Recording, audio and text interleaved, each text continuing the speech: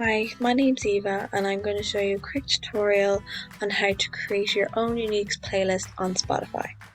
So once you've logged in to your Spotify account on your laptop or computer, you will see on the left hand side there's an option to create a playlist. And by clicking this, it automatically creates a unique playlist for you, which you can rename and also choose a photo to be at the front of the playlist. So you then have the option to search for songs or episodes, also known as podcasts, to add to your playlist. So I will search up the song Daylight by Taylor Swift. This is the first option here, and you can add it to your playlist. And now we can see that it is added to my playlist, and I can continue on by adding songs through the search bar, or also the playlist will recommend songs based on the other songs that I've added to my playlist already.